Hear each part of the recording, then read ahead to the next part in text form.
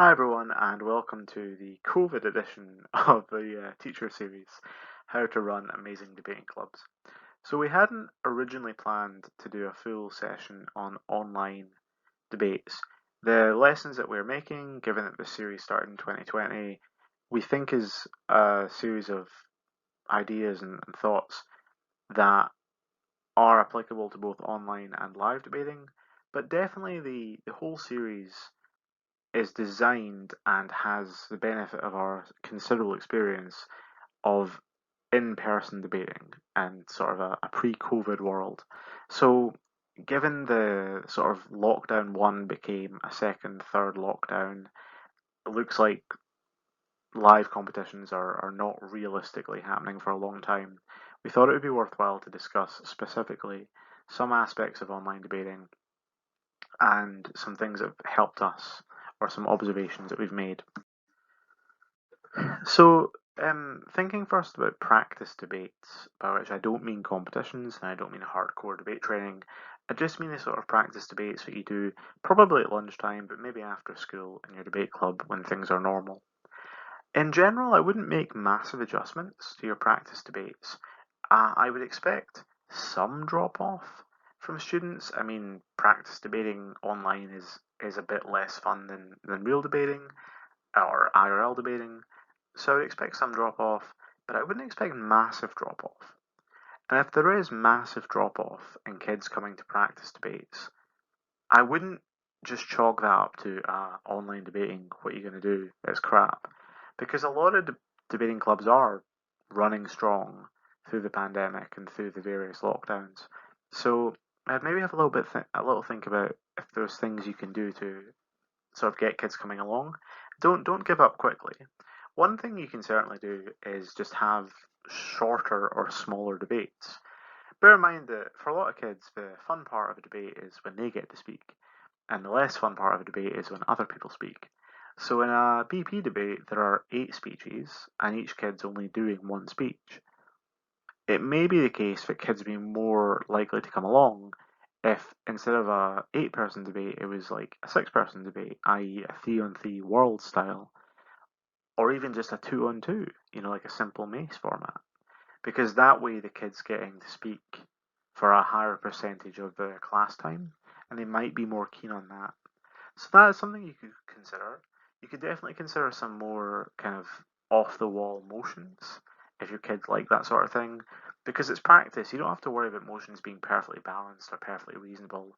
You can run some crazy motions about werewolves and aliens and I don't know, like fictional world motions, right? Like motions set in the world of Harry Potter or Percy Jackson, or motions about, if you were in the Matrix, you would do this kind of thing. There's a lot more fun you can have in non-competitive motions because you don't have to worry about balance and stuff like that. You can just have fun with the kids. Um, One of my, right before Christmas, I ran a motion I usually run about invading the North Pole and arresting the creature known as Santa with like an info slide about, this your spies have told you about this magical creature that lives in the North Pole and stuff.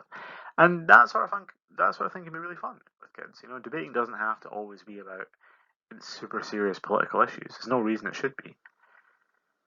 Um, you may find that some of the reason that kids are not coming along to practice debates as much or at all anymore is they don't want to do the online competitions, and so they have no motivation to practice because their motivation beforehand was they wanted to do competitions. If that's a concern, that's a very legit concern, and so we're going to come back to that when we talk about competitions. Of course, with practice debates, you have to have screen time concerns as well. If your kids are doing online school right now, or at any point really, and you know they're spending a lot of time in front of a computer already, you need to take that into account if you're going to do practice debates. How long these practice debates are going to be, how frequently you're going to have practice debating. Um, it is important that kids don't spend all day on their laptops. In terms of debate training, so these are the training sessions that I typically advocate as happening after school. Um, One thing that I've definitely done a lot of this year is leaning into the social aspect of training. And what I mean by this is when we're doing online training in particular, but even when we've been doing training at school, but there's been a lot of online competitions, I've been allowing a little bit more chatting and blethering than I normally would have to make the sessions more fun and a bit more chilled.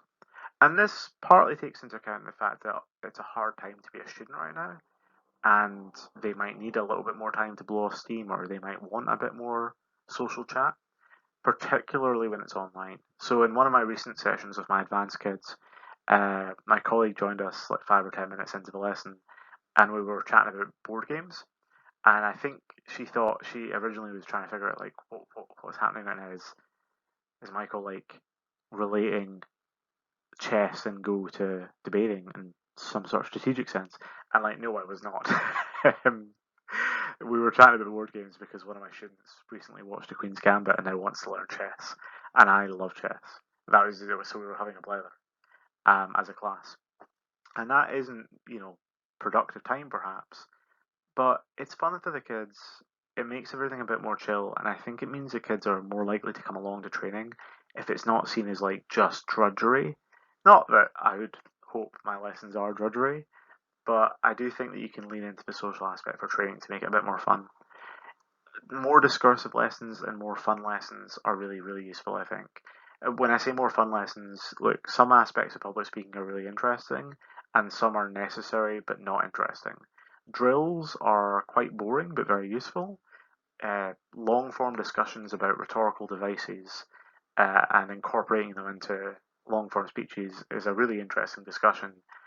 It's not quite as useful as drills. It's not useful. Also, I mean, breakout rooms do actually make certain aspects of training sessions potentially more useful. Um, you can divide them into pairs and get them to practice anything without having to worry about the fact that we're all sharing one classroom. So, with a talking subject, sometimes you can't have everyone practicing at once or multiple people practicing at once because they're all in the same room. So, there are some aspects to online training that can be quite useful. And yeah, of course, the same thing might be happening is that kids don't want to come to training because they lack motivation to train and improve because their motivation was competitive and they don't want to do these competitions. And so let's talk about that now. So some kids and some teachers are obviously not huge fans of online debating competitions. I've thought a lot about whether or not I would have done online debating competitions if this had happened when I was a university student. And I'm not 100% sure, but I'm not sure I would have done many of them. I could just be wrong about this. It's hard to remember myself 10 years ago. But I, uh, I don't know that I would have loved online debating. I don't know I would have hated either. Some kids seem really fine with online debating. There's a lot of online debating competitions that are remaining very popular throughout this, and the university circuit continues to thrive. So again, don't sort of think, oh yeah, online debating is rubbish. No one wants to do it. Like I'm just not going to bother because that's just not true. And if you are finding that loads of kids are quitting debating and not wanting to do any type of competition, I think some of that is a solvable problem. I don't think it's just like an inevitable, oh well, what are you going to do? I think one of the things that can really help is considering doing some weeknight competitions rather than full day weekend competitions. If a competition or a friendly is 2 or 3 rounds on a weeknight evening, like a Tuesday evening from 4 to 7 or 4 to 8:30 or whatever, that's a lot more fun for some kids than spending 8 till 8 on a Saturday doing 4 rounds and a final of debating. That's just a lot. So I think weeknight competitions and weeknight friendlies are a really good idea, particularly in this online era. I think they're a good idea anyway, but they're harder because of travel considerations, IRL. I think they're a great idea. I think 4 round competitions on Saturday, 4 round break to final competitions on Saturday are dumb. I think that they're probably really good for hardcore debate kids, but I think for most debating students, it's too much. And competitions should be closer to 3 rounds, maybe 3 rounds to final, and trying to be done in 6 to 8 hours, not 12. It's too many. It's impossible to justify the parents. It's way too much screen time. I want my students outside on a Saturday I don't want them in front of a laptop for 12 hours. So yeah, that's kind of my thought on why weeknight competitions are really good. And I hope, because a lot of my kids have signed up to a lot of Saturday competitions this term, because I am lucky to have very enthusiastic students, that some of the competitions reconsider having 4 rounds and move to three and try to really tighten up the timetable. Um, some kids are going to keep loving online debating competitions. Try to keep them fun. You know, there are ways to make online debating and online competitions a lot more fun as a teacher. You know, have silly team names, like we always have puns in our team names. This competition we most recently did was Taylor Swift puns. You know, like I forgot that you extended, etc. Um, yeah, I don't think don't give up on online debating competitions. There are some massive advantages to them, right? Like if you're a rural school, travel time. But even if you're not, there's now more competitions available. There's more options. Some of the judging is great because it's easier to get judges from all over the world to judge your competition. And you're debating against kids from different countries, which is really cool. On Saturday just there, my London-based school was debating against kids from Scotland, Canada, and India. I think that's really interesting. So they're not all bad. And lastly, like this is temporary. I mean, I really hope it's temporary. But let's assume that it is, right? Regular debating, in person debating, will be back one day, and that's awesome. But as you probably know, if you're a debating teacher or a debating coach, it's much harder to start a debating club than it is to keep one going. And I think it will be harder to restart one than it will be to keep one going, even if it's waxed and waned a little during periods of lockdown. So I really would encourage you to try to keep your debate club alive as much as you can during lockdown.